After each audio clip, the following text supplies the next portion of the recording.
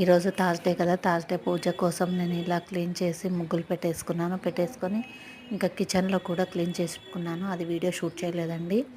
ఇంట్లో అయితే పూజ చేసుకుంటూ నేను దేవుడి సాంగ్స్ పెట్టుకొని పూజ చేసుకుంటాము ఎప్పుడైనా.